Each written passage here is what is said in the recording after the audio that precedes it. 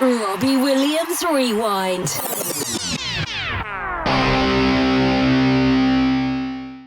Welcome to Robbie Williams Rewind. We are the champions. I'm Matt. And I'm Lucy. And along with help from special guests, we take you on an in-depth rewind through the solo career of multi-award-winning singer, songwriter and entertainer, Robbie Williams. We've got an incredible guest for you today, another member of Robbie's band. Joining us is the amazing Lorraine Cato, also known as Elle Cato, a singer-songwriter who has been in the music industry since she was just 16 years old. Elle's voice has graced stages and studios alongside many well-known musicians. Will Young, Ellie Goulding, Van Morrisson, Blue, Anastacia, Lisa Stansfield, Jamiroquai, Richard Ashcroft, oh wow, Incognito. You guys have really done your research. David Morales and many more. And more, yes. On top of that, she's also written and released her own solo material. Elle, thank you for joining us on the show. Thanks for having me. Yeah.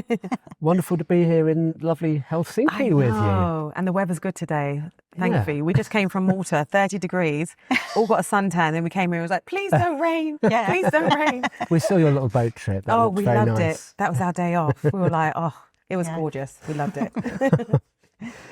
So Elle joined Robbie as a backing vocalist during the 25 tour in 2023, but has actually worked with Robbie for much longer than that, and as soon we'll discover.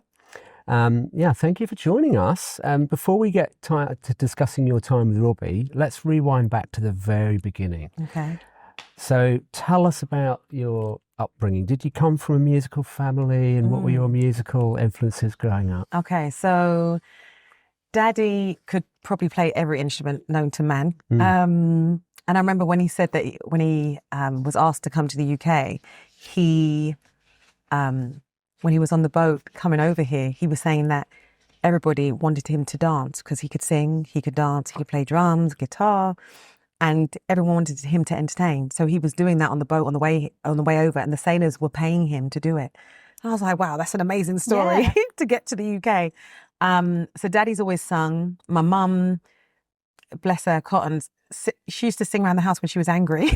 So that was her way of venting. So whenever she was pissed, can I say pissed off? Yeah. Whenever she was pissed off with Daddy, she would walk around the house singing at the top of her voice just to piss him off. And I was like, this is great. So I've always kind of been around music and around singing. And all my brothers and sisters, they all sing. I learned to harmonise from my brothers and sisters. We all thought we were either the Jackson 5 or En Vogue when we were growing up. It's always been a musical family. Yeah. No one ever really took it as a profession.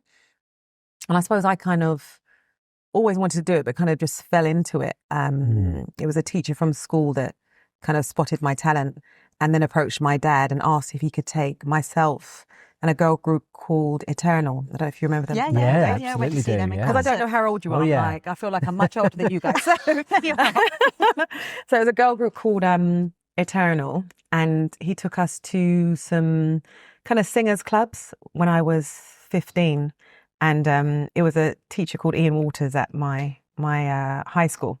So we all went down there. We'd all sing different songs, but with a live band. And I think one day in the audience, there was a producer called Bidu who did Everybody's Kung Fu Fighting. And I was only 15 at the time. And I remember going on stage saying, hi, my name's Lorraine Cato.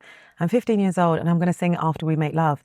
And the whole crowd just burst into laughter. Because obviously, what did I know about After We Make Love? I knew nothing. I was a child. So they all started laughing and I was petrified. Yeah, of course. Oh. And then as soon as I went into, I thought, that's it. Because they laughed, I just held the longest note. It's one of Whitney's songs. I held the longest note. And then after that, I got signed up to Bidu as a producer. He was my producer. And then Sony Music wanted to sign us as a team to their label. And then I got signed again. So I released a couple with Sony. And I got signed again when I was 18 to MCA Universal, which I loved because we got to do some amazing videos and, travel around the world doing these videos and stuff. So I released some songs with them as well. Yeah. But I've always kind of done a lot of songwriting and just singing my own stuff. I think it's just a way of, well, for me, it's therapy. Yeah. It's a way of either venting how I'm feeling or how everybody else around me is feeling. I usually steal people's stories. If you tell me any issues, they will go in the next song. I'm that type of person. But yeah, it is therapy. So I do love to write my own stuff and to still put it out there. Yeah. So sorry, I went from one question No. to That's good. told you my life story, didn't I? That was our next question anyway. So how did it feel to be, you talked about being signed, how did it feel to be singing in the studio and doing those video shoots and suddenly being in that world, particularly while you were still at school? Yeah, I was a baby, yeah. Because I remember, obviously, I met the producers and Sony when I was 15 and I was signed by the time I was 16. Whilst I was doing my GCSEs, and I was meant to be studying and I didn't study, which is terrible. Kids, study, please. I didn't study, but I aced them all, thankfully. But yeah, my mind, my body, my soul, everything was just music driven and very arty. I'm a bit of a free spirit, hence the red hair. So yeah, it was amazing being around a lot of important people in the industry, like obviously Sony, MCA, Universal. Yeah. I got to meet all the artists that were on the label at the time and work with them. Wow. But I think my family kept me grounded. You know, you go back home, you still got to do the bloody washing up. Do you know what I mean? Do you know what I mean? Your dad will still tell you off. So, yeah, I kept grounded all the way through and very down to earth. And you couldn't be any other way with, you know, I've got 5 siblings by my parents. And then before my dad met my mum, he's got other children who are my brothers and sisters from St. Vincent, and they're now living in America. So we're kind of scattered. A big family. It's a huge family. I remember one family dinner was like a good 30 people at one point, all in my house at the same time. So we're a huge family, but whenever I tour America, I always get to see my family when I tour. So I love it. We've all kept in contact. So Nice. with my brothers and sisters that, you know, he had before him and my mum got together. So yeah, they kept me grounded, everybody. Kept me grounded at that age. So I didn't lose my head. But yeah, doing all those videos was at such a young age I don't think I got it then, but I get it now. Yeah. Do you get what I mean? Yeah. Like at the time I was like, oh, this is nothing, you know. But then when you look back, you're like, this is huge. As a child, you know, you're doing things that people would only wish to do. Yeah. So yeah, it was amazing. I had a very good life. Very good life. So, but then you focused more on vocal training. Yes. You were you disillusioned with the music industry? Yeah. You got it spot on. So obviously I was signed to MCA Universal. That kind of ended around the age of 21, 22. And my dad was like, oh, well, go out and get a normal job. Yeah. So I did. However, the whole vocal tutoring came about where different record companies would send their artists to me to train them, you know, not only just vocally, but how to be in interviews, how to be on stage. Because some people will just take the mic and stand there like this. Do you get what I mean? So you have to kind of show them how to be charismatic on stage and engage with the audience, how not to lose your voice, that kind of thing. Yeah. So record companies kept sending me their artists all the time. And then there was one time they called me up and said, look, we need someone really young to do a duet with a boy group called Blue. So I said, okay, yep, I'll send my little sister. She can sing. Yeah. She's 7 years younger than me. She can sing. So I sent her in. I went with her because they wanted me to kind of tell the person what to do. And she's got the voice, but she was a little bit shy. So they said, oh, can you show her? So I got up, did this whole step back, you're dancing kind of close, and kind of strutted my stuff, walked down, showed her, and then she did it. She copied and did it. And then we left. I think it was Virgin. It might have been Virgin, I think, at the time. Anyway, we left, and then an hour later they called me up and said, see what you did? We kind of want that. And I said, but I'm not the age group that you wanted. Because obviously I think they wanted someone, because the boys were young. They was like, but you look really young. So, you know, no disrespect to your sister. We love her, but she's got the voice, but she was very shy. Can we go with you? So I was like, let me speak to my sister first. Do you know what I mean? I brought her to the interview and then I get the job. It's not very nice, is it? So she was like, don't be silly, it's absolutely fine. You nailed it. Just bloody do it. No problem. So I went from, don't get me wrong, I was still vocally tutoring everybody and all the artists and stuff. But whenever Blue had like Top of the Pops or Party in the Park or any events, they wanted me to be the girl that did the duet with them. So I started doing that. And then more and more people started seeing me and was like, okay, can you come and do BBs on this? Backing vocals, sorry, I would say BBs, but can you do BBs on this? And then another artist would see me and say, okay, can you come and do this one, do this artist? So it went from vocally tutoring everyone to being with them on stage. And then sometimes vocally tutoring them before you go on stage. So, you know, I kind of just fell into, I suppose, going from being an artist to being the backing vocalist, I suppose. It just kind of happened. And at such a young age, how were you kind of qualified, if you want, to do the vocal training? Like, so how come they were sending people to you? Yeah. So I was classically trained when I was 15 years old. Right. So when my dad saw that Sony and EMI were doing a bidding war, who can get me, and they were just bidding higher and higher and higher, money-wise, he was like, hold on a minute, maybe you can sing. Maybe we should give you some lessons. So I was classically trained by a guy called Eric Palmer. And whenever I would, I don't know, do BVs or perform to go on stage, people would see that I was, you know, warming myself up before I went on. And they'd be like, okay, can the artist come and warm up with you? Do you get what I mean? Yeah, That kind of thing.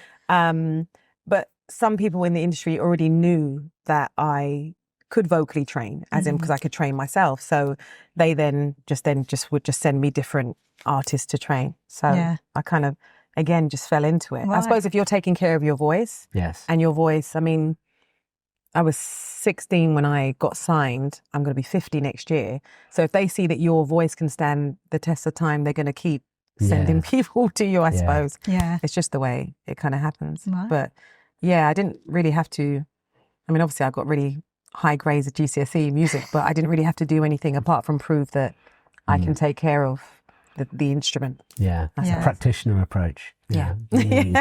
Yeah. And how was it working with Blue? You went on tour with them, didn't you? Yeah, so we just did, I suppose, all the kind of summer festivals. I did it right up until so Party in the Park, I was 5 months pregnant, but not showing. Oh. So I was pregnant with my son, who's now 22. So yeah, when I came down, obviously in front of everybody, because it was 100,000 people, but no one noticed the bum. I was like, this is good. I can work a little longer. So yeah. And then you've toured regularly with Will Young. I saw you singing with him at Hyde Park when he supported Take That there. Oh, yeah, it's really good. I love him. He's did you go to that show? Yeah, at Hyde Park, Yeah, absolutely brilliant. And I love Will because he's just so charismatic. He cares about everyone and everything. And he's just really real and down to earth. And that's why I just adore him. And his voice is like velvet. Yeah. He's just a nice person and he's got the voice to go with it. Yeah. So I've loved working with Will. I think with Will it was 2012 maybe. I think it all happened around the same time. So I think Robbie and Will was around the same time. I think it was around 2012 that I worked with Will for the first time. But love it because he's just so much fun on stage. Yeah. So much fun. And off stage. It's just fun. We're all still in the same WhatsApp group for the last 10 years. Oh, and the whole band? The whole entire band. And we all speak, regularly in there. He's down to earth and just lovely. Oh, so I love artists like that. Yeah. And that connection, that energy comes across. Yeah. You really feel it in your audience as well. Yeah, he really cares. Oh. I love him. I follow him on Insta. I'm like, I love you, Will. He's a good guy. And is there a gig or a vocal that stands out as a highlight from your time doing BVs? I mean, obviously you've worked with so many different great artists. I'm sure that's a really hard question to answer, but are there any sort of standout moments for you? Oh, that's really hard. You don't have to say Rob. I know. So that's Rob, obviously, that goes without saying. But obviously, Rob, I've been doing private gigs for many, many years with him. And then gosh, it's really hard because I've done so many obviously private gigs with Rob, and then obviously we've been on the tour. So that is amazing for me because doing stadiums and stuff like that it's been great. With Jamiroquai, we used to do stadiums and arenas and stuff like that. But I think I'm quite sure Rob is the biggest tour I've done because his is like a lot of stadiums. It's not like the one. Do you get what I mean? Yeah. Oh gosh, this is really hard. A standout moment. God, they're all bloody good. So we did a session with Jay-Z, and that stood out for me because I was just hoping he'd bring his wife Beyonce with him. Don't get me wrong, Jay-Z's really good too, but I was praying he would bring Beyonce with him. So that session stood out for us because we were his choir for a day. So that kind of stood out, but... And Beyonce did come? No. Oh. Darn it. No, she did not. So yeah, that's probably one of the... You know what's going to bite me in the bum? I'm probably going to leave here and be like, I should have said blah, blah, blah. But yeah, there's been probably so many amazing moments because I've not only sung with people, as in live, I've sung on their albums as well. So you get to meet the artists, sit down with them, have a chin wag.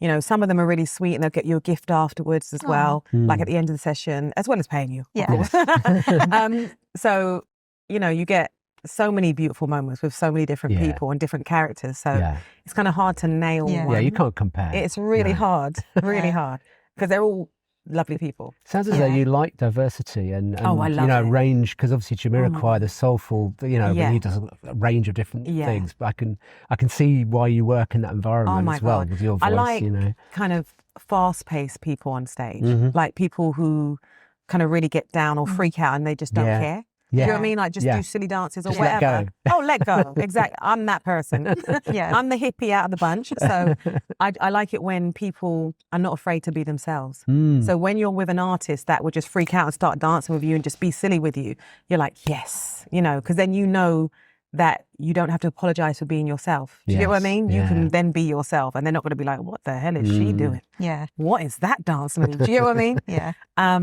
So yeah, I do like artists that are a bit outrageous on stage. Yeah. I love it. It's entertaining. Otherwise, it would get boring doing the same thing all the time. Do you get what I mean? Yeah. Oh, absolutely. When someone's quite outrageous on stage, you're like, this is entertainment. Yes. Yeah. Do you know what I mean? Yeah, totally. So that's what I mean. Oh, yes. You know what I mean. So as you said, you became a regular part of Robbie's band on the 25 tour, but you've actually worked with him a long time before that, since 2012. So do you want to tell us how that came about when you first worked with him? So, yes. It was a girl called Andrea Grant who does Strictly Come Dancing. I think she was asked to Dep because someone couldn't make it, but she was asked, I think, if she knew anybody else. So she was like, my friend Elle can come and do it. So I suppose, again, it was just a referral. So you kind of just walk into it, don't you? And obviously, I think that was through Guy Chambers. Yeah. And then we did Shine My Shoes, I think, one of the songs. There's probably more, but I can't remember all the titles. I'm terrible. I did make a list of the songs that Andrea had sung on. Oh, did you? Would you have sung on them as well? Probably. You weren't? Yeah, because she would always call me. Right. Do you know a girl? Yes. And then she would call me to come and do it. Because she did the tour with Sara in 2005. Yeah. So then she would then call and say, okay, they need a session. Guy needs a session. Will you come and do it? So I would then go and do it with her. And then when they needed someone to Dep, you understand what we mean by Dep? Yes. Well, so all these singers' terms. Tell our audience what that means. Maybe Okay, it just basically means you come in and you cover for someone else that can't do the show, basically. Right. Okay. So you come in and Dep for them, and then say bye afterwards and give them back their job, kind of thing. Yeah. So I was asked, obviously by Andrea, and brought in that way.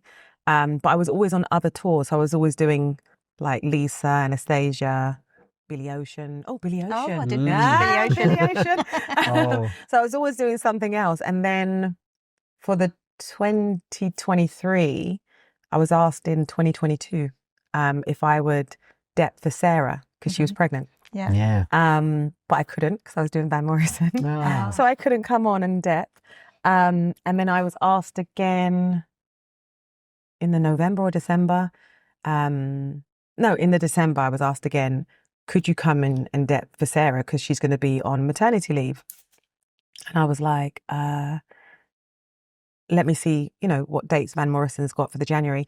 He only had 6 dates in. And as a self-employed person, you have to take what gives you more dates. Yeah. More, do you get what I mean? Yes. So if someone's offering you six days to 3 months, you take the 3 months, basically. Yeah. And that's why artists usually, prep you like a year before. If they want you the following year, they'll say, have you got anything on next year? We'd like you to hold these dates for next year. Do you know what I mean? Yeah. It's always that kind of thing. So in the December, because I was only told vaguely about, maybe 6 dates, I was like, okay, I'm going to have to take the tour.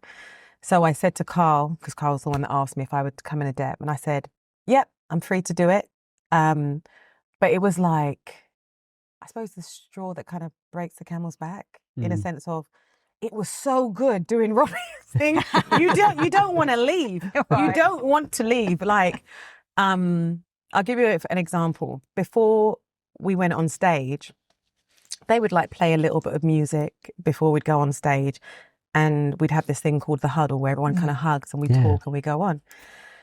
So when they play a bit of music, because I'm really hyper, I just started dancing down the place before we'd go on. And I remember the girl saying to me, it's your fault while we're doing this whole dancing down the place now. I said, why? And they were like, because you started dancing. Now everyone's dancing. Now it's a thing. And I was like, it's not my fault. It's not my fault. I'm just hyper. So we now have a little party. So you started that? Well, I don't think I did. Maybe they didn't do it before you. I think they were joking when they were blaming me because they just know I'm hyper and I'll just dance with everything and anyone. So I think they were joking about that. But I suppose it's very infectious and addictive. Right. Like, I love being on a high. I'm a bit hyper. As you can see, I'm very talkative. So it became like, oh my God, this is bloody brilliant. It felt like a family. So, a tour family, obviously not your real family, but a tour family. So the excitement of doing that backstage before you've even got on stage. Don't get me wrong, I used to sweat like nuts before I even got on stage. I'm like, I'm going to sweat off my makeup before I even got on the stage. But we had so much fun as an RW family off stage. I thought, this is what it's meant to be. Yeah. You know, so you kind of want to be on it. Don't get me wrong. I finished the 3 months, obviously handed the job back to Sara because it's her job. Yeah. She's been doing it 20 years. Yeah. Handed the job back. And then, obviously just went back to Van. But kind of secretly hoping that they'd want a fourth person. I know that sounds really bad, but I was like, please, can't they have 4 singers, in my mind. And then I was asked to hold some dates for South Africa because they were still kind of choosing who they wanted to go. And I said, no problem, I can hold the dates. Obviously, just let me know when kind of thing. And then I was asked to do South Africa. And here I still am. Wow. Great. And here I am. So yeah, it's been good. Yeah. I felt like I manifested it a little bit. Yeah, why? Well, without saying it out loud, I was saying it in my head, like, I need to get on this tour because it's just a lot of fun. It's the best. And everybody's really loving. It's not a front. Everyone's really loving and kind to each other. Do you get what I mean? Yeah. And I feel like, as a mother, I don't want to be around people that are not nice to each other. Because obviously, if you see someone bullying your child or someone being horrible, you stop it, don't you? Yeah. So you want to be in a work environment where everyone's lovely. Yeah. Yes. So it's nice that everyone's kind and loving. I mean, even the dancers, I was saying the other day, and I said it to them, I would love for my daughter to have that kind of friendship group when she's older, because they'll be talking about something and they'll stop the person mid-sentence, but oh, I love your top. Oh, I love your shoes. They're so kind and loving and gentle with each other, and they're really supportive with each other. And I think it's so important when you're away from your family for so long. Yeah. Yes. Do you get what I mean? Yeah. Because it's a sacrifice we're already making. Yeah. Don't get me wrong, you're getting paid to make the sacrifice. Yeah. But you want to enjoy it. Yeah. You want to enjoy it. So being around what I call the RW family and everyone being lovely, that's a huge bonus, and it makes you want to stay. So, and we pick up on that energy. Oh, when you you're guys on do? stage, Yeah. it genuinely, Us having a giggle. Genuinely comes through. I think we said that to a number of the band and the crew. It does come through. We do feel it, because I think we've seen you so much as well. You know, we really see it. Yeah. And obviously you've worked with so many different artists across so many different genres. So it's quite a high testament to hear that, you know, that you find it so much of a family, because you've seen it all probably, you know. I think when something is fun and entertaining and it's in a loving environment, you're not going to want to leave. Do you get what I mean? You're not going to want to leave. No. So, you know, I don't have a bad word to say. And Robbie's just lovely. Yeah. So, you know, and I always feel like it kind of comes from the top down. If the boss, you know, he or she is lovely, it trickles down. Yeah. You don't get, am I allowed to say shitheads? Yes. You don't get shitheads. Do you get what I mean? You don't get like people who are a gits. You don't. Yeah. Do you get what I mean? Yeah. Because the person at the top, if he's kind and loving, he'll notice if people are being horrible underneath. Yeah. So you kind of, it trickles down, which makes all the difference. Find others with hearts like yours. That's what we always say. I love my life. Glad I know the lyrics. So talking about Robbie, what was your first impression when you first met him? Tell us about that, if you can. He probably won't even remember, because there's been a few moments that I've had with him, and he's just hilarious. I remember one of the first times I came into the vocal warm-up, because we vocally warm up before we go on stage. So the girls will do it by themselves, and then we'll go in with the guys and do it with them too. So I remember walking in with Andrea, and he's pacing up and down, and he's just walking past me and going back. Like, he'd just go to the other side of him, walk past me. And then he came up to me and went, "Are your eyes real?" And I was like, And I just cracked a joke and said, "No, I bought 199 down the market." And I said, "No, they're real." I goes, "My mum, blonde hair, blue eyes, they're real." Yeah. And he said, "God, they're real." And then he just walked off. So that was like one of my first kind of encounters with him. But you know, he's very outspoken. Yeah. So he just says what he thinks. Oh, yeah. You know. So that was I say the first encounter. Yeah. That's which typical. Was, So which it took was you very off guard funny. a little bit. Oh, yeah. Because he stopped right in front of me. I thought he was just going to keep walking. Because he was pacing. He was warming up before he went on stage. And I thought, okay, he's going to keep on walking. And he didn't. And I was like, but he was right in my face. And I was like, almost like he was trying to see, where's the content left? Do you get what I mean? Yeah. So that was my first impression of him. I thought, he's absolutely hilarious. He's very funny. He's very observant, very aware of what's happening. He's very as well. observant, yeah. It's incredible. You could wear something different and he'll notice Oh, yes. everything. We know. He'll notice. Oh, yeah. He's just pointed out when I've had the same shirt on again, isn't he? No, Got it the was shirt on 18 then, months difference, and he recognised Got the it. shirt on again. Yeah. He does notice even in the crowd, he notices everything. Mm-hmm. Everything. You Yeah. know. Yeah, you got to be on your game. Wow. Don't wear that shirt again. No second He won't wears. notice. He's started re-wearing clothes now as well, though. So it's Yeah. a good thing.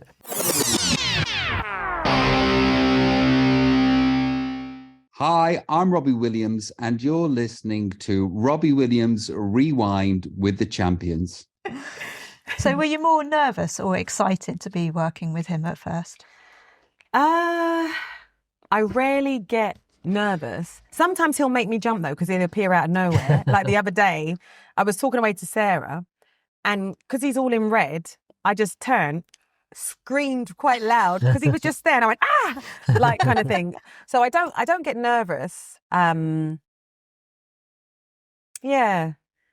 I think I'm so used to working with different artists, even my children, because they've grown up in the industry, they're used to working with artists. So they just talk to them like normal people. Yeah. Where I know some children get a bit starstruck, but mine don't, because it's just normal to them. I remember when my daughter was like 2, she started calling Gregory Porter, who's a jazz artist, Uncle Gregory. She thought he was her uncle. I was like, babe, no, he's not your uncle. You know, because she just thought that was just normal. It was just normal. So no, I don't really get nervous. Yeah, I don't get nervous. It's a weird one, isn't it? Yeah. But I think it's because I see them as, yes, artists, but because everybody's so down to earth and normal, you kind of treat them as normal people, if you get what I mean. Yeah. I think if there was any divas on set or people who had that reputation to be so, then you would be like, oh shit, I've got to be on my P's and Q's. Do you get what I mean? Yeah. But I tend to run away from artists like that. Don't blame I'm like, I don't want to be around people that I can't be myself with. Do you get what I mean? Yeah. Because then you would be scared all the time. It'd be like walking on eggshells. So with Rob and the gang, it's just normal and everyone's really down to earth and everyone's having a laugh. Yeah. And we're all, I'm going to be 50 next year. So we're all around that age group. Everyone's been there, done that, lived life, worn the T-shirt. Do you get what I mean? Everyone's had the same experiences, I suppose. So we've all lived. So, We're in a similar age group. I know you asked earlier on. Yeah. I'm 50 for 1 month of next year. So. Okay. I won't ask you. We're not allowed to ask women their age, are we? No, I'm only 6 months younger than him. Yeah. So. God, you two look so young. Oh, honestly, nice. Thank you. I always feel that when people are happy, you can see it. Do you get what I mean? It keeps them really, really young. Yes. Because...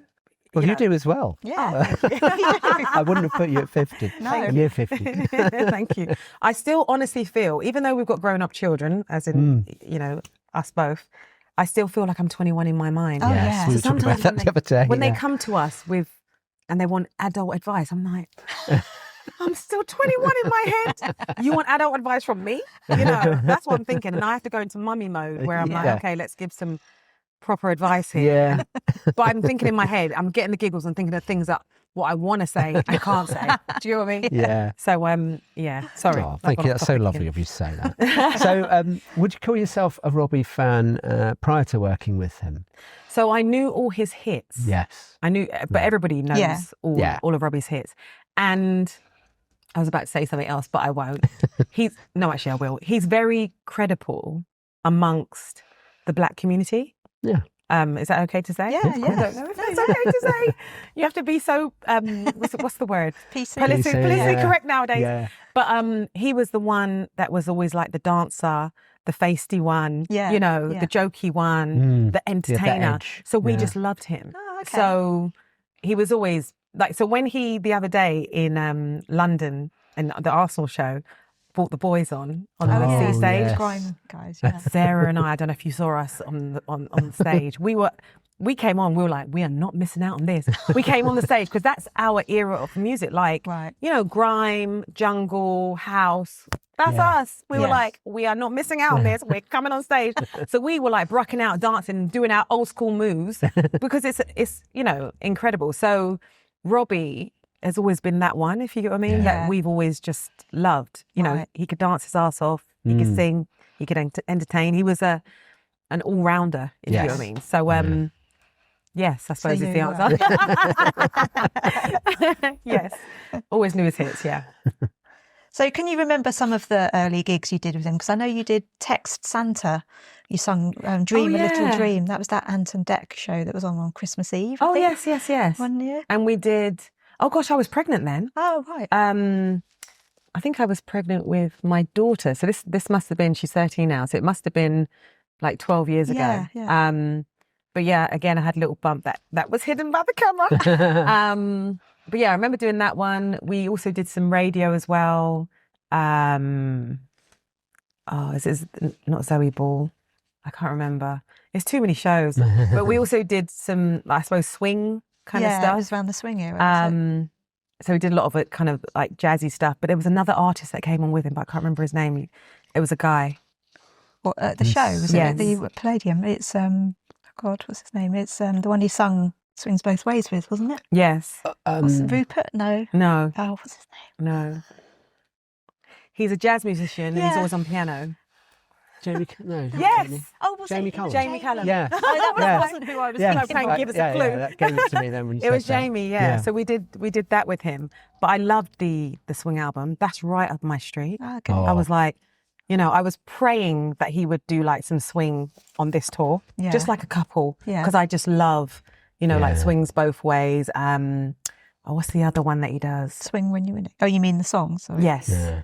So Swings Both Ways, and there was, oh gosh, Creep. Creep. Yeah. Oh, I love. Radio. Well, I was a Radiohead fan. So Oh God, when love he did Creep that was good. Vegas, wasn't it? I think first time that was amazing, right? yeah.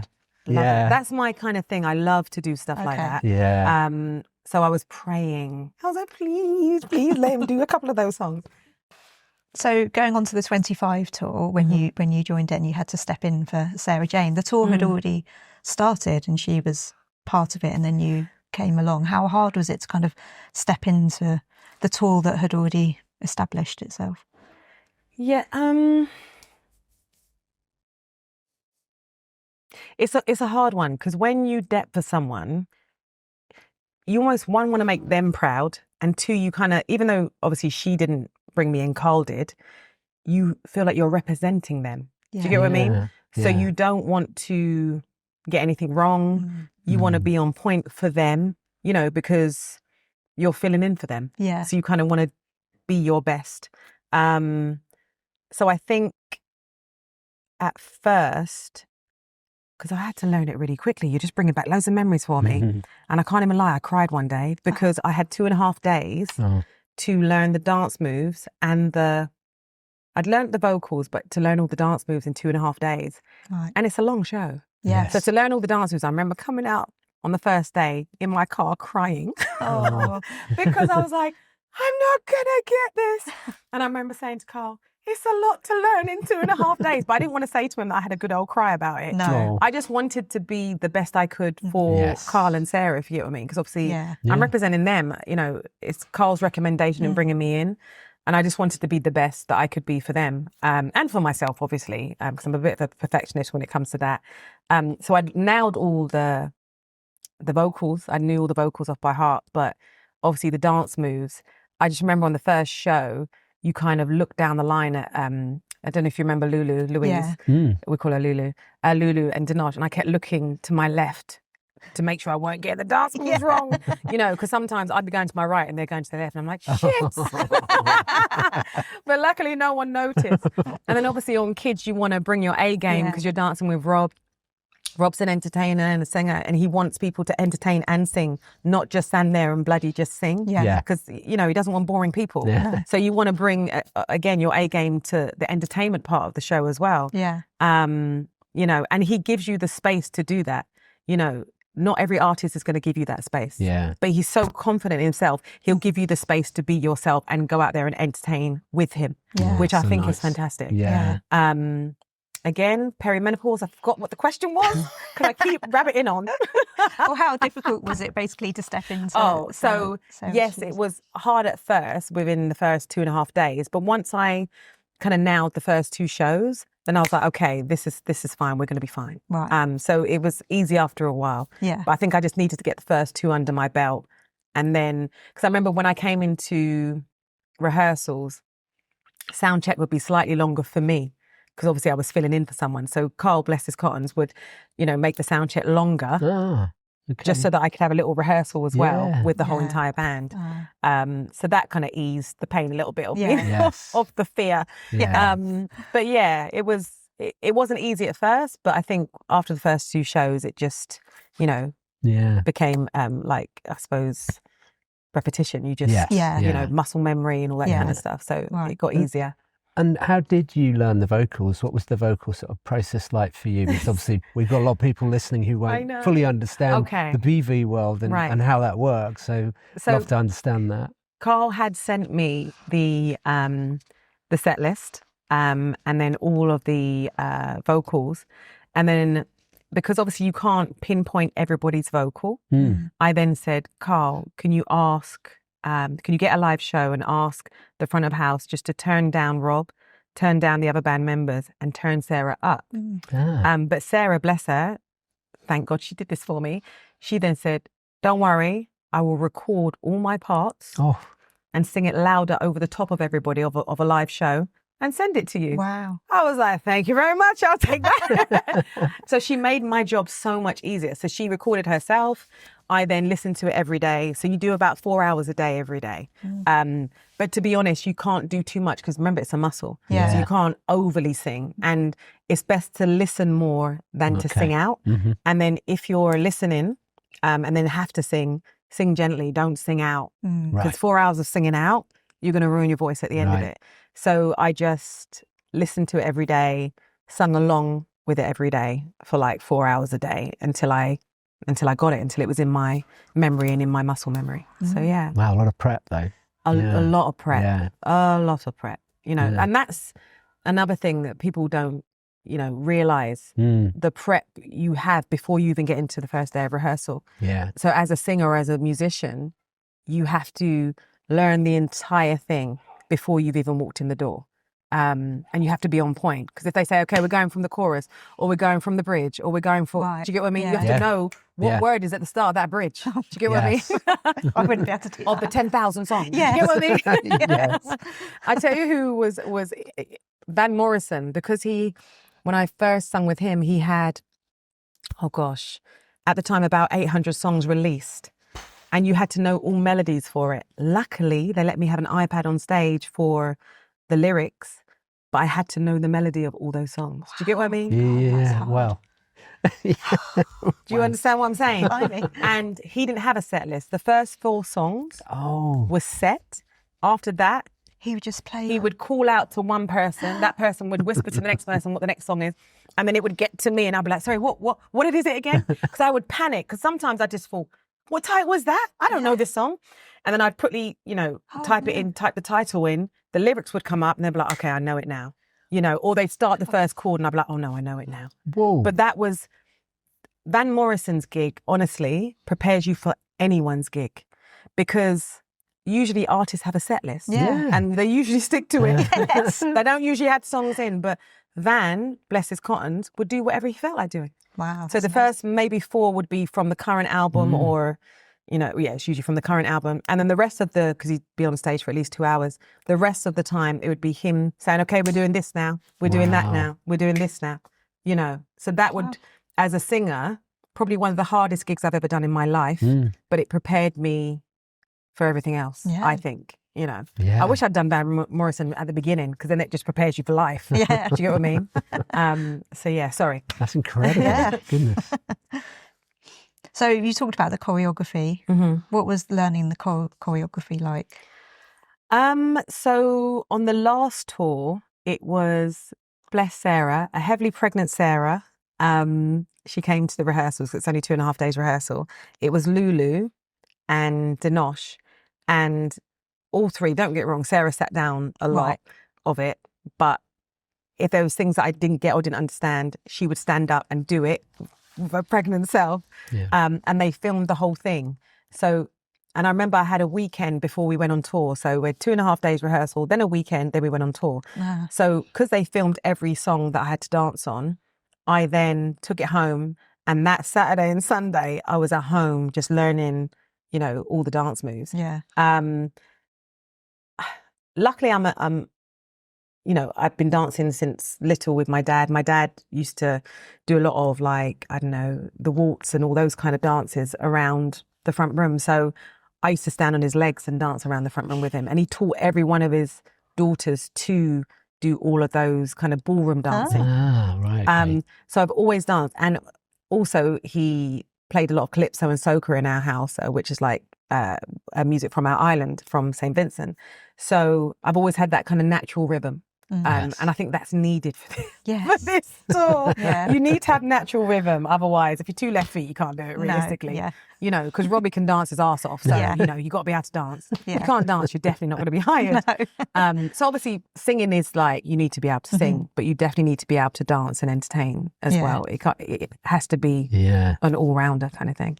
Particularly on this tour, because you're all involved. There's nowhere to hide. Everyone's up front. Walking around. And I love it. Yeah, I love it. It is good. I can't lie. This tour, where the risers move, and because we don't have a riser, the singers don't. We just appear. I don't know if you know, we just appear everywhere. Yes. And I love that because you're constantly, you're not thinking where to go. You know where to go, but you're constantly on the move. So there's no time for like, oh, let me just sit down and chill and just drink some water. Oh no, you've got time to go backstage, get changed into the next outfit and come back out again. And I love that. It's very fast paced. So there's no time for sitting around. I do like it. Yeah. But like, as I said, I'm a bit hyper, so I like that kind of thing. Keep on. I like that kind of thing. And so with all that, how did the first few gigs go for you? How were they? Gosh, good. I think really good. And I remember just Carl being really supportive, really supportive. You know, is there anything you need? And every sound check he would say, is there any song you want to go over? But I'd always feel really bad because obviously they'd done it 1,000 times. Yeah. So you don't want to be the one to be like, oh, can we do before I die? Do you get what I mean? You don't want to be like, you don't want to be that person. But everyone was really sweet and said, no, anything you want to go over, we'll go over. But yeah, no, it went really, really well because everyone was so supportive and knew that I was filling in some big shoes. Yeah. So everyone kind of helped me, which was good.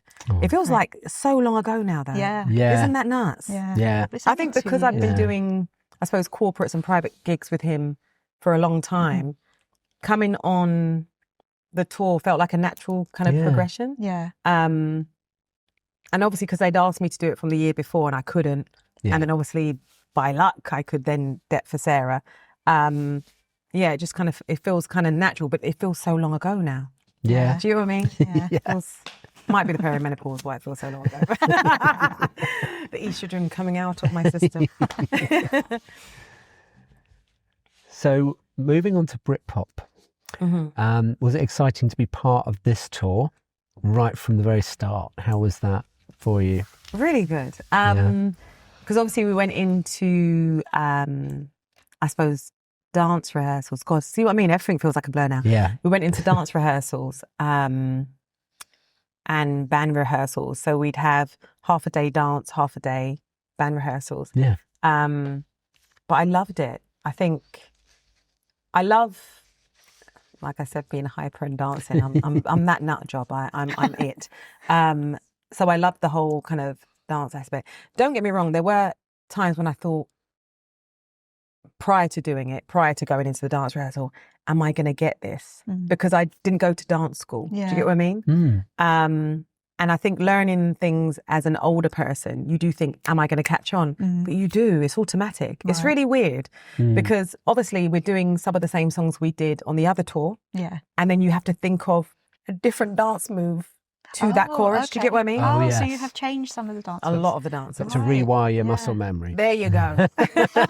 So it's like, am I going to do the old dance move instead of doing this one? Do you get what I mean? Yeah. Or am I going to walk to the part of the stage where I did on the last tour? Yeah. Or am I going to remember it's this section of the stage that we need to go and stand on? So there's a lot to remember, but yeah, I loved it. And, you know, Ashley, the choreographer, he is so supportive and he doesn't make you feel stupid.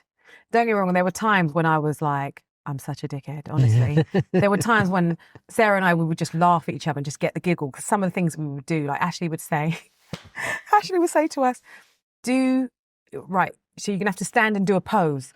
But he'd be three of us, he'd say, you know, just do a pose. We're like, okay.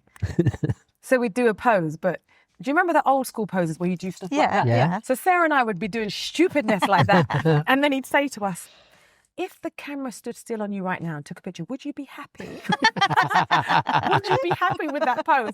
So us lot would just be in fits of laughter because we can see the mirror in front of us and we were like, no, we would not be happy. So every time we do a pose now, we've got Ashley in our head saying, would you be happy with that pose? So now we're like, you know, we do. It's got to be the Vogue pose. Oh God, we've got to do Vogue poses. And he did a session where we actually did like just Vogue it out. It was very kind of free of us, but we had the giggles the whole time. But he's so, like when I say that man is talented, he's so talented when it comes to, because obviously he was teaching us the vocals, the dance moves, then the dancers, then the brass, then the band. Yeah. It's a lot going on here. But he's super talented. When I see him move, I'm like, whoa. He's like exceptional, really, really good. So you know, he will never be out of work, that one. Ashley's a badass. Yeah.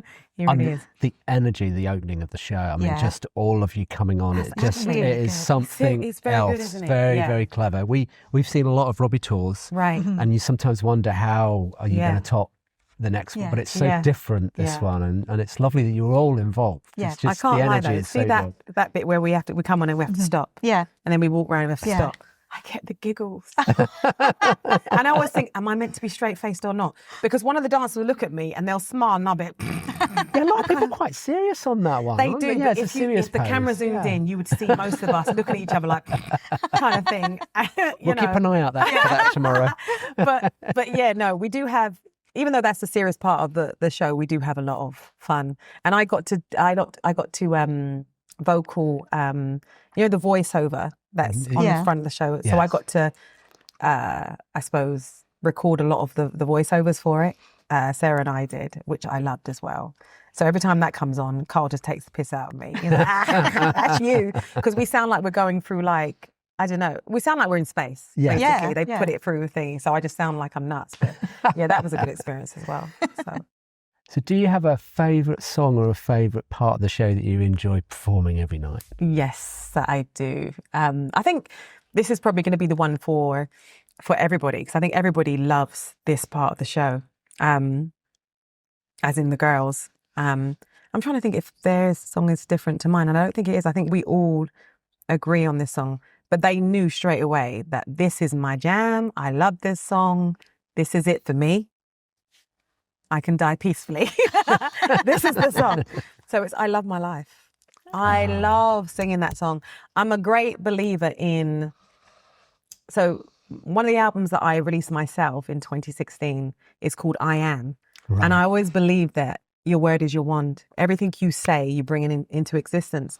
So when he's saying, I am powerful, I was like, this is a bit of me. Yeah. I love this song so much. You know, he says, I'm powerful, I'm beautiful, I'm wonderful, I'm magical.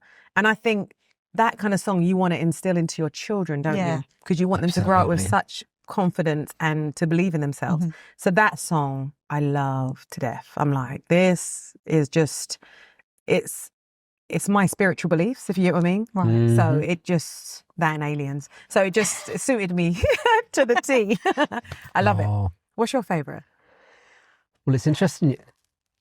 It's interesting you talk about that song, because I love that song. Right. I've got other favourites, but my daughter and I did a duet of that song at your birthday party. Yeah, my 40th birthday. So you can sing as well? And it was a surprise. Well, I think so, yeah. I sing, whether I can sing.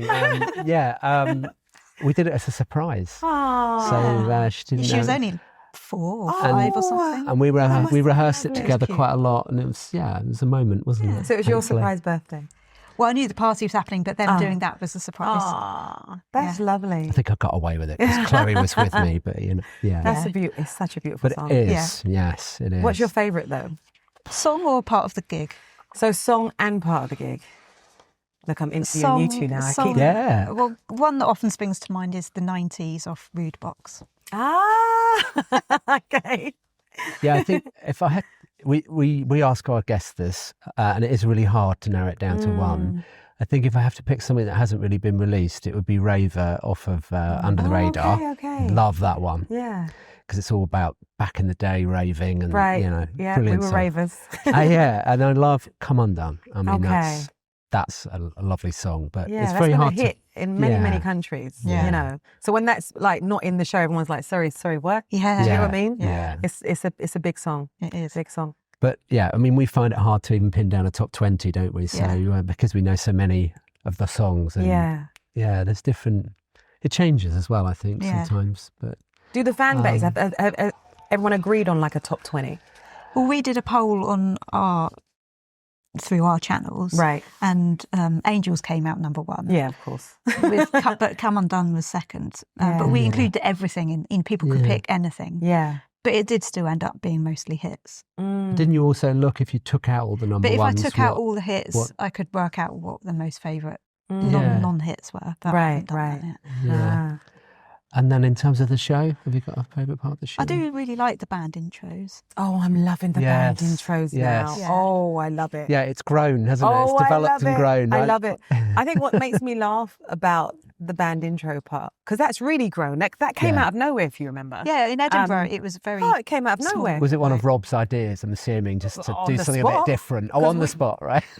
No one knew. As you saw, the girls didn't have anything. No, yeah. We had nothing. And he kept letting us off, do you remember? Yeah. Yes. He kept going, well, the girls already sing on Kids. They already sing. You know they can sing. Yeah. End of. And then there was one show who was like, I expect you to do something. We were like, what? And I looked at the girls like, shit, I think he means it. Because usually he jokes around. Yeah. And then Carl came up to us afterwards and goes, he means it. You're going to come up with something. I was like, oh. But now we're loving it because we get to sing a lot of songs that we love to sing. Yeah. Do you know what I mean? Yeah. Don't get me wrong. Sometimes it's hard trying to find a 3-part harmony, but then we'll just add. Yes. We'll either add a harmony or add an octave or whatever. Right. So we just add stuff. But we get to sing a lot of the songs that also we know that Rob will like. You know? Oh, yeah. The hits. Yeah. Yeah, he sang More Than Words with us the other day. We're like, yes, we got him. When he sings along with us, we know he likes the song. So yeah, that's definitely one of my favourites. I love that part. I think I like the opening. I mean, not just the fact that Rob comes down, but all of you on stage. The energy is just amazing. Ooh. And you don't start with Entertain, you start with Rocket. Yeah, that's a brave move. We know that's brave for Rob to do that. Yeah, it is, because obviously it's... But the energy at the beginning with all you... And I'm going to watch now, but I love the part where you stop. Yeah. You're doing this sort of diagonal move. And then you're watch moving everyone's back. faces when they stop. We're going to be watching very carefully. Because I look now, especially when the old brass were on, Hot City Horns, when they were doing it, Kenji and I would just look at each other, and especially Mike. I can't help it. I would just giggle, but try not to show it. But you see your face just go like, and I've got dimples as well. So you can kind of tell that I'm laughing in my body. Or you see people's shoulders start shaking like this, because we're meant to be like, stop. Walk, stop. Yeah. But yeah, I love that part. It's hard. I love that part. But I will now see it in a different way, I think. Yeah. And then in Bath, you got to sing the part of Relight My Fire that Lulu does, and we were there for that. That was very gosh. Cool. So, yeah. It's so funny, because I remember saying to Carl, I don't know the words. And he was like, don't worry, you'll learn it.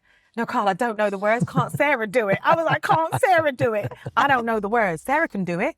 And Sarah just to me and went, I don't know the words either. I was like, don't try it, Sarah. You know the words. You've been doing this longer than me. She goes, I don't know all the words, so you're going to have to learn it. I was like, shit. You know, because you get kind of scared to do, I suppose, the whole duet thing. Because it's new. Yeah. We hadn't done it before. And I was like, oh, God, I'm going to have to do it. But my auntie was there, so I was like, I'm going to need to bring it because my aunt's here. So I just sung it. And, you know, because obviously Lulu has got quite a really big kind of powerful voice. So I was like, you know what, I'm just going to do me. And my voice is quite big anyway. So I thought, you know what, I'm just going to do me and see how it goes down. It was very good. My auntie said it was good. I was so happy. I was like, my aunt said it was good. Yeah. It was. She was like, it was so good. I was like, okay, good. Yeah. Especially there in the Royal Crescent. I mean, that setting was just incredible. It really was special. There. Yeah. But no, that was so much fun. And, you know, Rob was really encouraging, because I know he probably thought, okay, they're going to, anyone that does it with him are going to be, you know, slightly nervous at first. Even the special guest artists are slightly nervous. Yeah. You know, but yeah, he kind of babied me, which I was like, thank God. Thank God. But yeah, no, it was good, really good. And have your children been to see any of the gigs? Yes. So they came to... I think it was Arsenal. And my children, oh God, this is going to sound bad what I'm about to say, don't always want to come to gigs. Does that sound really bad? No, that sounds like, oh God, they're you know, teenagers and all that kind of stuff, you know, and mummy's not always credible. But when they think it's a credible artist, they're like, can we come to the blah, blah, blah? I'm like, oh, you want to come now, do you? That kind of thing. So there's been a few artists that they have wanted to come to, you know, they love off Will Young. They just love him. They wanted to come. My little girl wanted to come to Ellie Goulding, obviously. And then they were like, yeah, we're coming to Robbie, because Robbie's credible. Do you get what I mean? So, and then obviously at the Arsenal one, who got up on stage with them? It was Lulu. Five, and then Lulu. Five. Yeah. And then, the boys. I don't really remember their names. I can't remember. Because we weren't at that show. Oh, it's gone out of my head. But anyway, they were phenomenal. So again, I got props from my kids. I was like, thank you very much. I'll take that. Because it's their era of music, if you know what I mean. And, you know, Robbie and the boys, they killed it. It was absolutely brilliant. Really good. Yeah. So, yeah, I got a tick with that show, I think, for my kids. But yeah. And have you had a favourite venue or a favourite gig on this tour? So I've been told there's one coming up that's really amazing, and that's the Athens one. Oh, yeah. And everyone said it's going to be really, like, stunning. So I can't wait for that one. But my favourite one, it's going to be bad to say it. And it's going to be bad if I say my favourite gig. I don't think so. It's not like this is not like it's going to be bad. I'm not saying the fans were horrible on any part of the tour. Yeah. They were all absolutely marvellous. Yes. They're absolutely brilliant. However, my favourite show has been Dublin. Yeah, we were there. It were was there. amazing. Was it not amazing? Yeah. Oh, yeah. Oh, my God. My nephews were there from Ireland. Oh. It was, so it's giving me goosebumps. See what I mean? Yeah. Straight away. It was bloody brilliant. Yeah. Even Rob felt the love. He gave out so much love. He did. You could see he was so happy. Mm-hmm. It was just amazing. Like, there was one the other day, I can't remember where we were, and we all just started crying with him. What show was that? He started crying, we started crying. I mean, he did cry in Dublin, but was it the Dublin show? It was Dublin that he started crying. He started talking about his dad, didn't he? Yeah. And Right. The fact that he'd been to the So previous that's what gig made with him. that show. Yeah. Yes. An amazing show, don't get me Yeah. wrong. You know, the Yeah. crowd was just on point and on fire. It was absolutely brilliant. But I think because my dad passed away with dementia, and he had bowel cancer, and that was in 2022, my dad passed away. So when Rob started talking about his dad, that was it. Mm-hmm. Yeah. I was like, where's the towel? I need to wipe my face. Yeah. I started crying, then Denosh started crying, and then Sara was just like, we were just so sad. Yeah. Obviously because of everything what Rob was going through, and what he was describing on stage. So we all just cried with him. And he must have known, because when he walked back, he went like, oh, sorry, I was about to tap the microphone. He went like that at us. So he must have known we were bawling our eyes out. I had to get someone to get me a towel. It was terrible. Oh.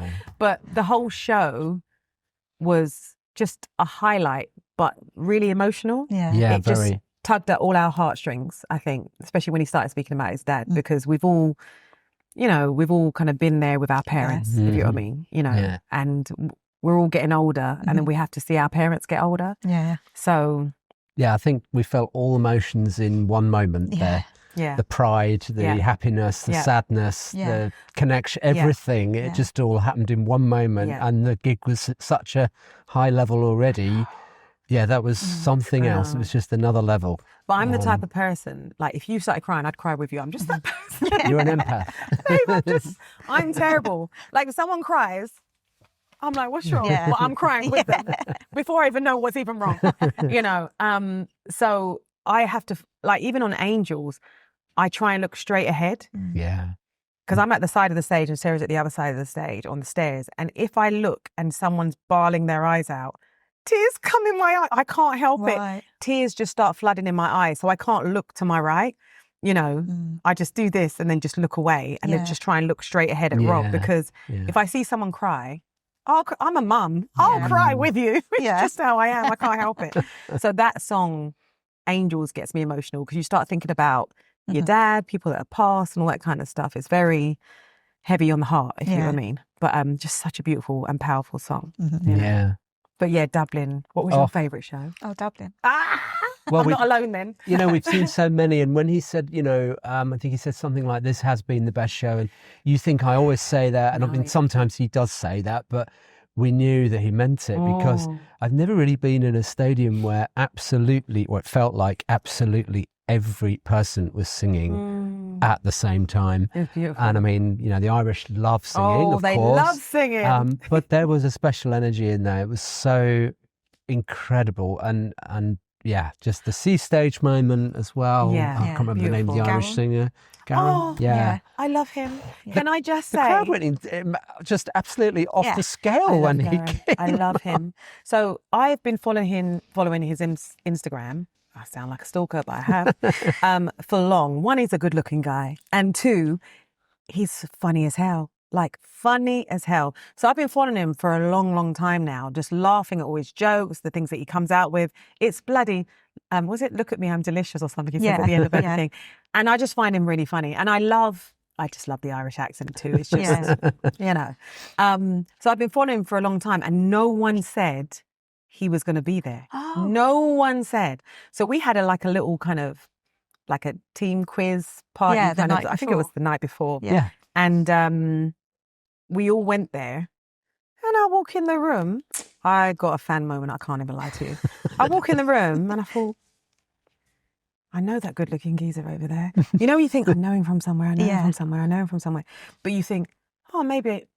Have you ever met someone famous, you think that you know them. You know them from school. Yeah. Exactly. Yeah. Oh, I must know him from school somewhere. And I thought, no, we're in Ireland, Elle.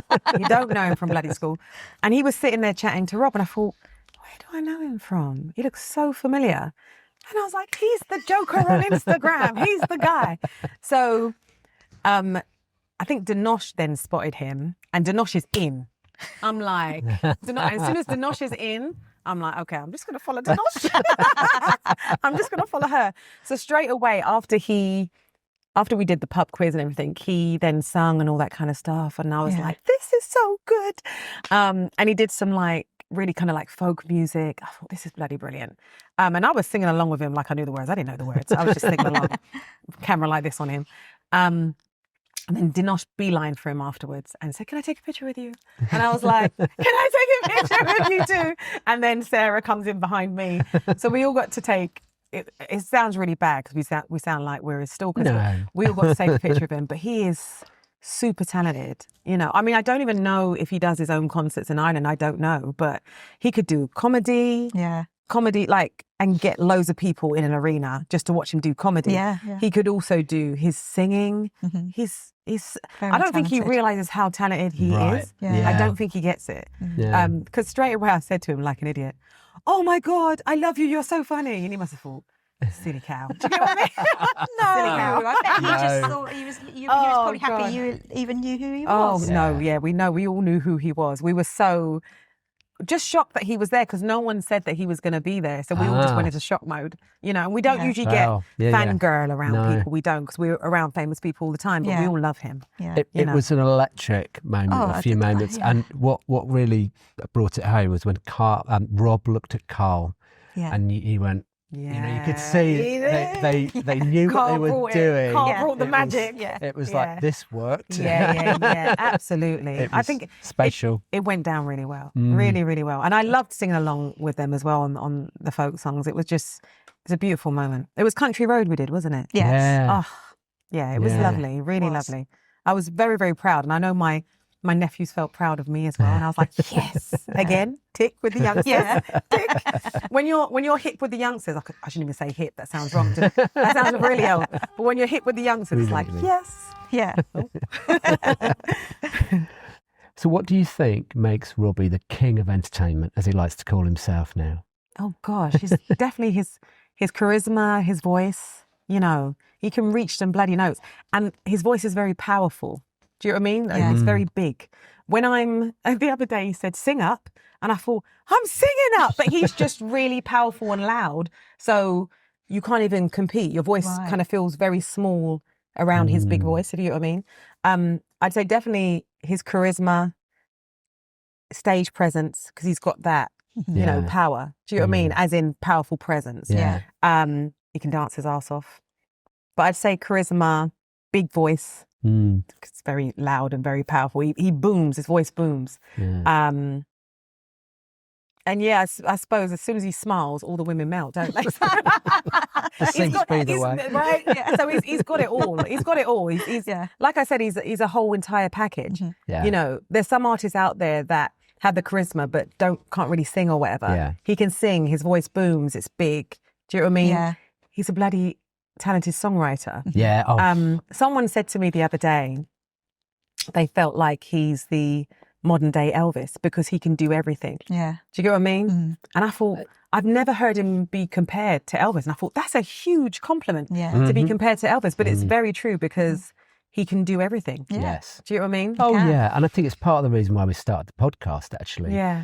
because we wanted to actually talk about the music, the songs, the lyrics, the songwriting. Yeah. And I think he's so underrated by the general population because they know he's good, he's great, he's an entertainer. But actually, when you really dig in, and we dug into all the lyrics, didn't we? It's just incredible what he's written. And we know he's got several hundred songs that he's written that haven't even seen the light of day. Yes, and I think vocally as well, with you being a vocal coach, I mean, how good is he vocally now? Very. I mean, we've noticed. Do you notice a difference? Yes. Over the years? I think he's on top form. Yeah. And his voice booms. When he said, I think it was him and Carl taking the piss at me, saying, sing louder, you know, because we were just backstage, obviously practicing. But his voice booms, so your voice feels very small around his voice. His voice is big, really, really big, and very, very powerful. So he's got it. He's got it. Yeah. He's got the it factor, He has hasn't got he? the it factor, definitely.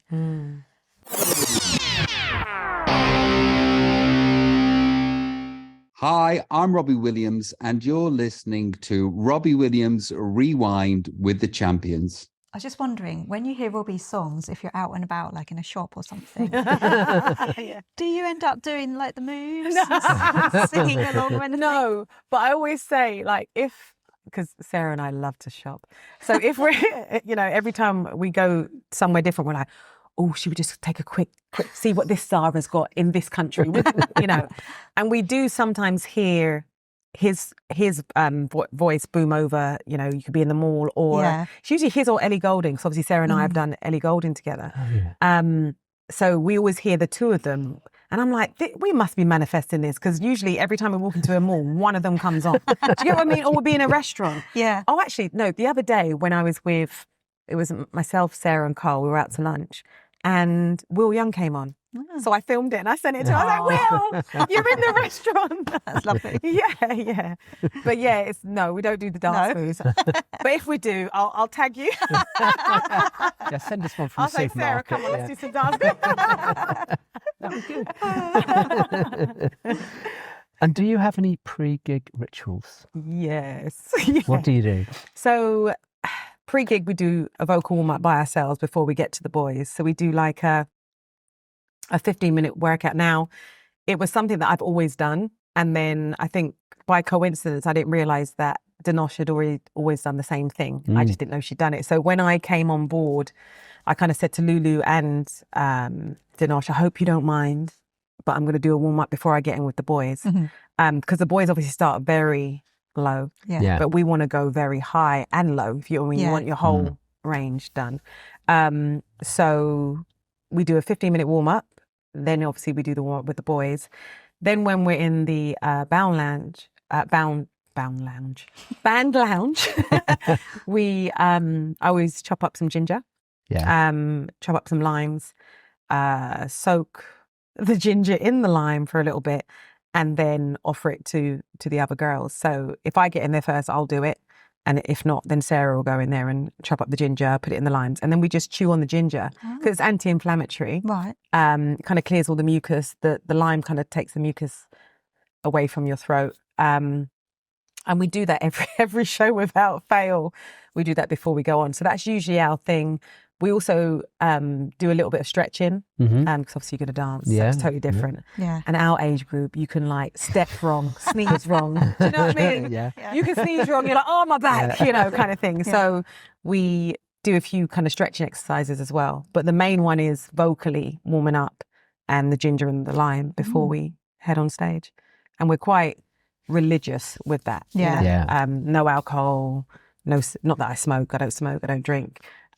So we're really, I suppose, health conscious when it comes to keeping this in good nick. Yeah.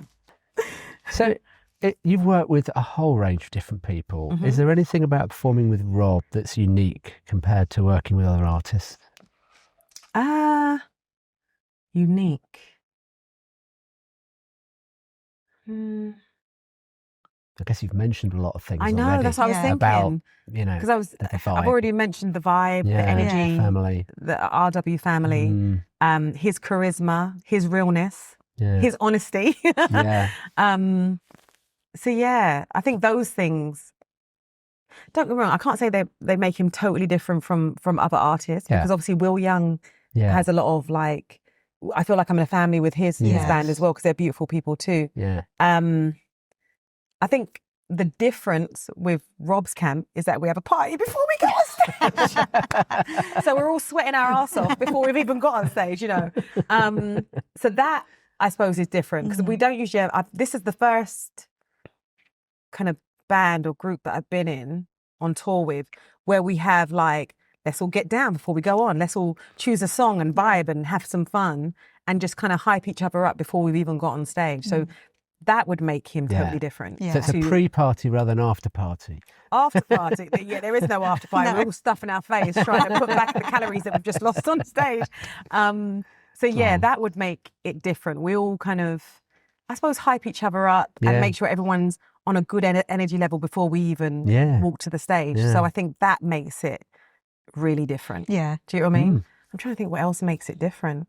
I think that's like the main thing, that we're all ready to party with him, you know, and get everybody hyped up, which is lovely. And then how do you find touring in general, especially being away from your family for so long? I think when the kids, my two children, when they were younger, so when my children were younger, I think it was not as hard on my son. Don't get me wrong, they've both been born into it. Yeah. But my son would be like, okay, oh, mum's back, okay. You know, and he was really chilled. Whereas my daughter's like, I don't like you anymore because you're going away. She's like that, very hormonal. So I'd say it's been harder on her, but she's got used to it, because there'll be like, sometimes there'll be a year where you probably do maybe a couple of months out of the year, and then you got the rest of the year off. So she's happy with that. Yeah. Or sometimes there'll just be a few odd corporates here and there in one year. So she's happy with that. But when you say, I'm going away for the next 5 months, she's like, sorry, what? Yeah. You know, and then I'll say, but I'll have the next 3 months after that off. And I explain to my children as well, when I see like when my sister used to work full time, she was out at 7, back at 7. So she wasn't seeing her children all day long. She would see them to put them to bed. Yeah. So I explained to my daughter, if I'm working for like 6 months straight or 3 months straight or whatever, I get the other 6 months off alone at home. I do sessions obviously with, you know, DJs and all that kind of stuff. So you still get paid in between, but you know, you're not away from home. Yeah. And I said, and that time I get with you day in, day out. Yeah. They'll want to get rid of me after 6 months. So I think they kind of get it now. Do you know what I mean? Yeah. But it might have been hard on her, I'd say, in the beginning, but now she's okay. She's all right with it. I think they're used to me saying, I've got to go now. Because when I come home, they're like, how long are you home for now? I'm like, 5 days. And I'm gone again. So, yeah. And do you have a favourite song of Rob's to perform live? You've mentioned a few, but is there a favourite one? So the Love My Life, I love to do. Obviously, I love to do the duet with him on Relight My Fire, because they're not just give me the giggles. I love Candy. Yeah, that's fun. I love Candy so much. And again, with the black community, Candy is the one. Oh, right. I don't think he knows it. Candy's the one. Everybody loves Candy, you know. It's just got that kind of vibe to it. Do you know what I mean? Yeah. Just from the first few notes. I'm like, yes. It is, we all love Candy. It's like a huge hit with us. I'm trying to think what else. Obviously, Rock DJ. Yes. You know. Yes. There's too many. Yeah. When he says, you know, I'm shitting hits, he's actually shitting hits. Do you get what I mean? Yeah, he is. When he says it on stage, I'm like, you are. You know, you can't say anything else. He's got hit after hit after hit. Yeah, because there's always some that have to be missed off the set list. Yeah. Yeah, exactly. You know. Too many to pick from. Do you all kind of like write down the ones you want to hear? Yeah, we did a whole episode before this tour about what we wanted. What you want to hear. Yeah, we did really. ideal set lists. Sent in their, it was interesting. their thoughts. Okay, of what they want to hear. Yeah. It's quite diverse, actually. Is it? Really, really is, isn't it? Yeah. Okay. Yeah. All over the place. Yeah, because some people love the swing stuff. Yeah, lots of swing people, sets and. Okay. Yeah, it's all different. I love the swing stuff. Yeah. I think that was huge for him. Yes. Yeah. And it, you know, it showed people, you know, how diverse he can be. Do you get what I mean? Like how talented he is. I mean, you mentioned do it earlier on. swing. He is so at home in that genre. Oh, I love him doing when it. It's natural, isn't it? And the It's way, just even the way he natural. walks, everything is exactly like those old cats that used to do it back in the days. Do you get what I mean? Yeah, It's very, very good. Yeah. That's what I mean. He's just. He'll do some he's more of very that talented. live, sure. I sure hope at so, some because I point. love it. I love it. Yeah. I love it. It's very good. So if you could rewind back to one moment in your career so that you can relive it, what would it be? Gosh. Oh. That is such a hard question. Yes. Because obviously, I think I would go back to my solo career and enjoy it more. Yeah. And realize what I had. But I was a baby at the time, so I didn't realize what I had in the palm of my hand. Yeah.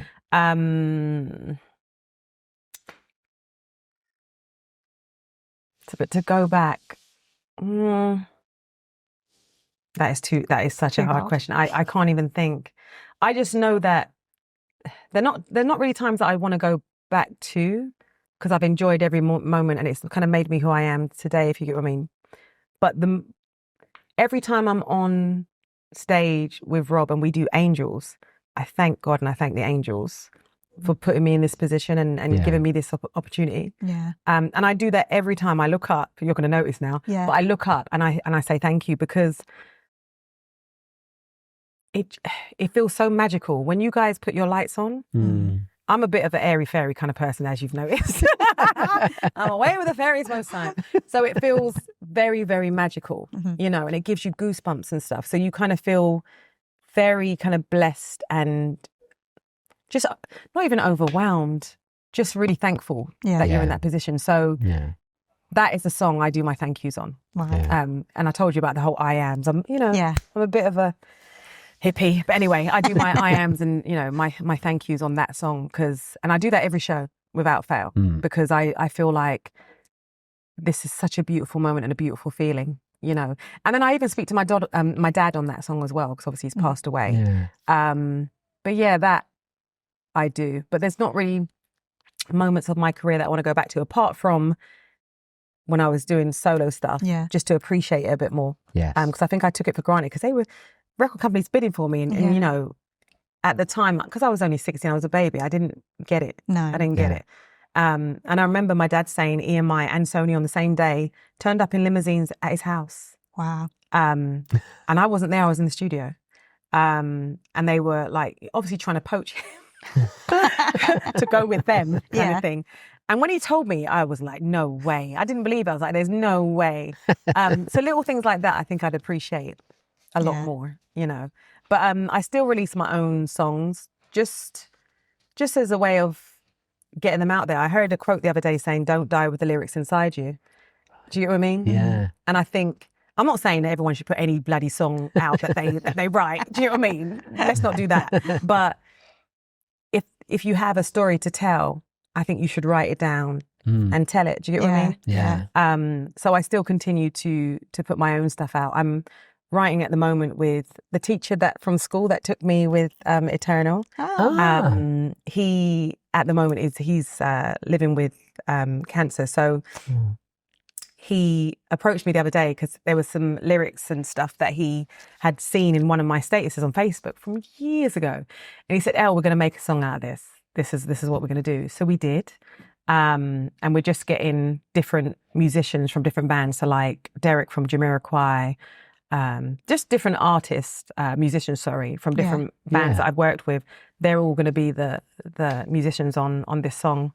And then we're going to put it out as in him featuring me.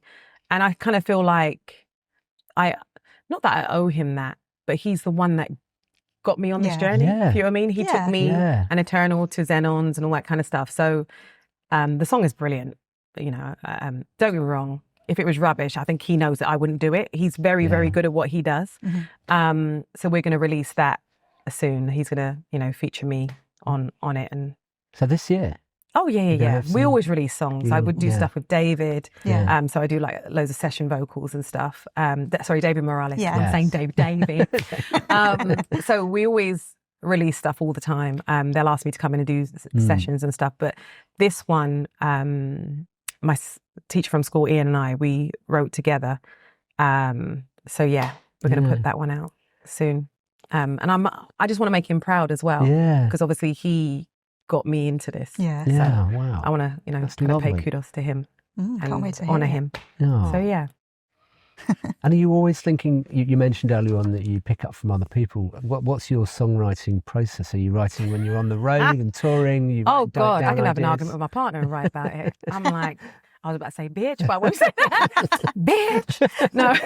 So if I can have a disagreement with my partner and write about the situation, or one of my girlfriends can call me up and be like, oh, this happened. And I'm like, really? Yeah. And write it down. So I always make the songs humorous, you know, but I always have something to say. But I've been writing, so when I signed to Sony when I was 16, they allowed me to write on the album, MCA Universal, they allowed me to write on the album.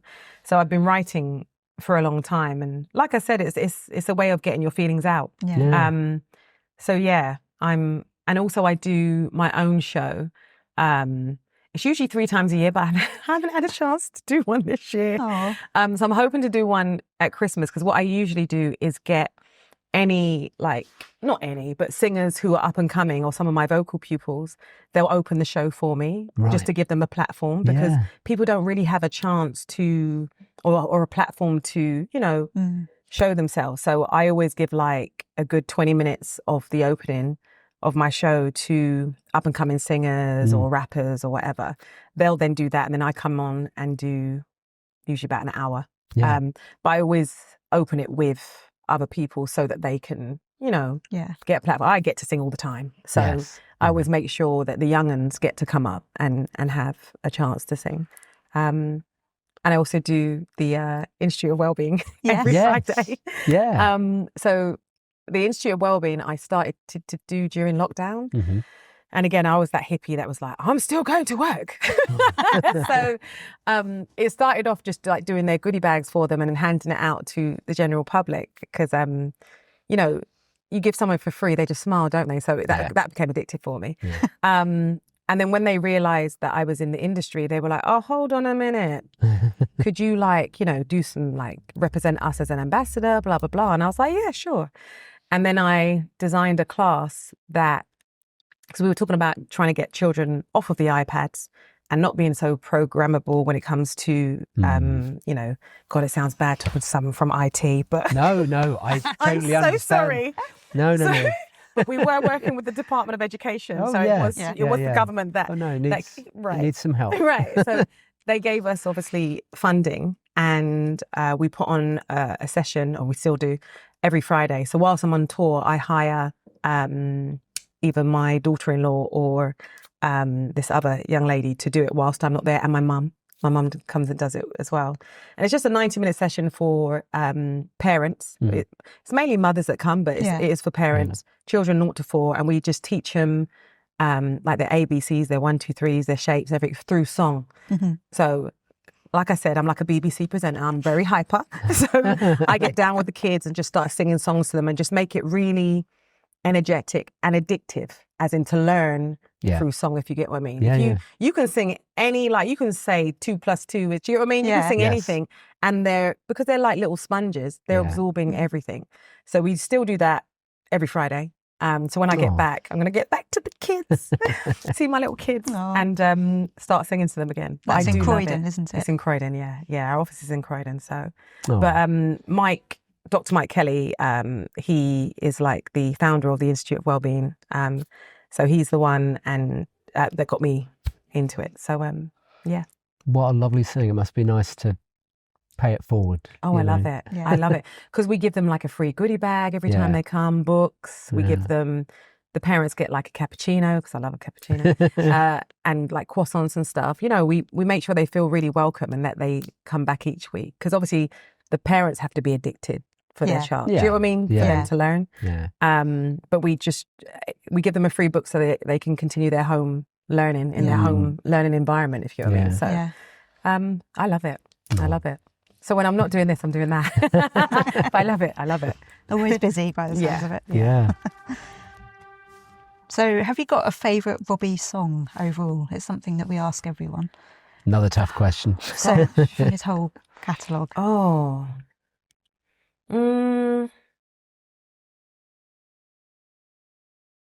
Oh gosh. I do like Swings Both Ways because it's so funny. It is. Yes. Hilarious. So I love Swings Both Ways. I love his version of Creep because it was just so fast paced. Yeah. Oh God, this is too hard because he's got too many. He has. It's never just one, is it? I know, it's never. That's what I mean. I can listen to like loads. Even for us, it's a really difficult question. Because I loved his Swing album as well. Gosh. Obviously, I've mentioned I Love My Life. Yes. Yes. Because of the I Ams in it. Yes.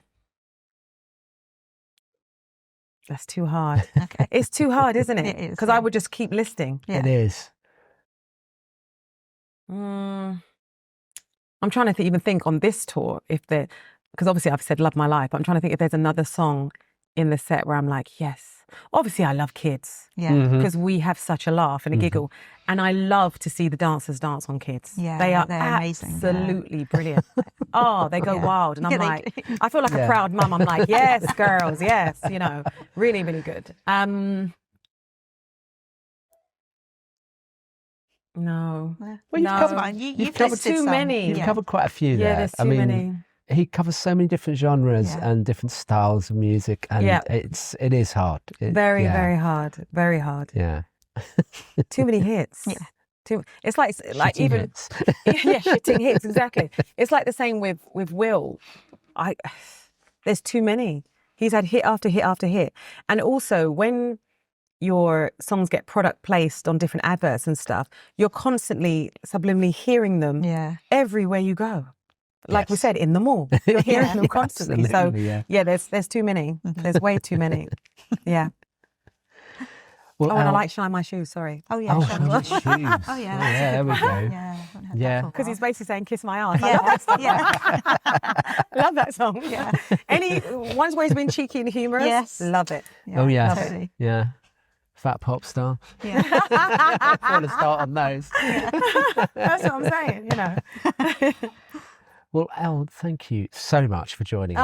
Oh, you're It has welcome. been wonderful. I hope and- you've had a giggle. Well, we have. It's been Good. lovely having you here. Your energy is infectious. And it's been lovely seeing you in the tour now, a full part of the group. Oh, and I'm loving it. the energy you provide is noticeable. Oh, thank you. Absolutely, isn't Yeah. it? And the three of you together we're are a nutters. powerhouse. Just, I didn't say thank you. nutters.